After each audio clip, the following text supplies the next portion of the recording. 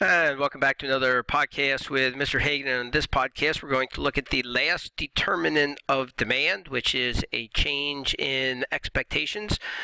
And it's actually going to take two videos again because we need to look at two types of expectations. Expectations of future income, and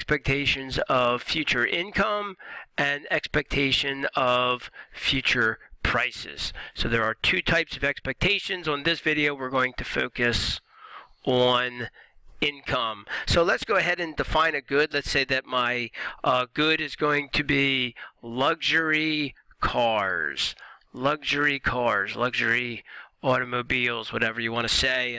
And so on my horizontal axis, I'm going to have the quantity of luxury cars. On the vertical axis, we're going to have the price of luxury cars. And then of course we got our supply curve, our demand curve.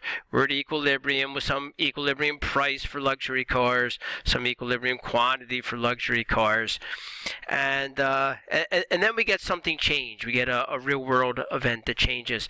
So let's say maybe you're maybe somebody's in college, maybe their junior year of college, and they get an internship over the summer. So they go work for some company, and the company really likes the work that they're doing. They think they're doing a great job. This is going to be a real world event, and they think that the guy's doing a really great job, and so they tell him that they want to hire him. We want to hire you when you graduate from college, and we're going to pay you $80,000 per year or some nice salary.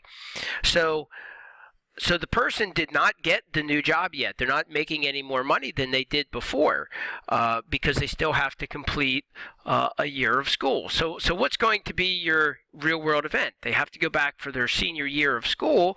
So what happened is the real world event is they have good reason to think that their income will increase in the future. They believe their income will increase in the future because they have this we should put that because they have this great job offer that they've been given.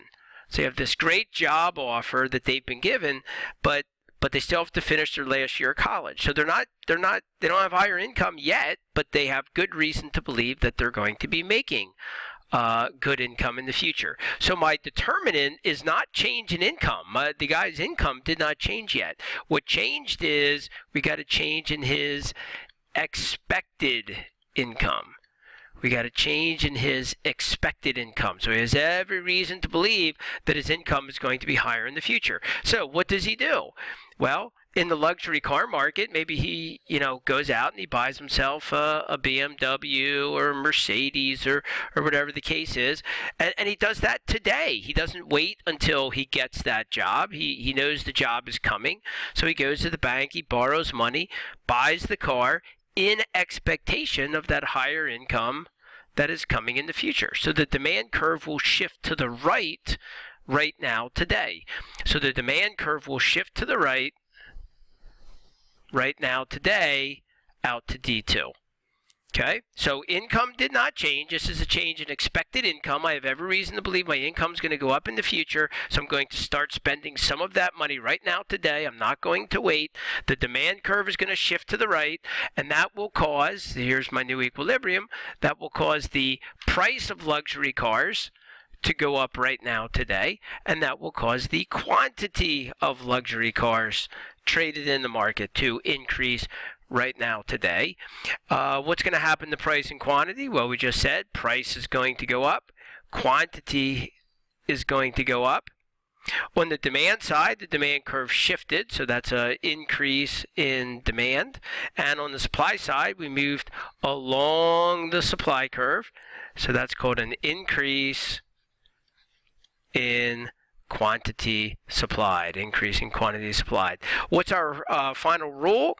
Our final rule looks like this. Okay, so sorry about that. I thought I lost my rule for a moment, but I found it. So here it is. Let's look at the rule. The rule says this: if we expect income to increase in the future, if we think our income is going to increase in the future, then we start buying stuff right now today. Demand curve shift to the right now today. On the other hand, if we expect income to decrease in the future, if we expect our income to decrease in the future, then the demand curve will shift left right now today. Why? This would be like, maybe my boss tells me he's not going to renew my contract next year. I didn't get fired yet, but at the end of the contract, they're going to let me go. So, in the future, I'm not going to be making as much money. I'm going to lose my job. So I'm going to buy less stuff today. My demand curve is going to shift into the left right now today. So these are examples of how expectations affect our behavior and shift our curves right now today. Thanks for joining me for another podcast. This has been Mr. Hagan, and on the next podcast we'll take a look at expectations of future prices. We'll see you on that podcast.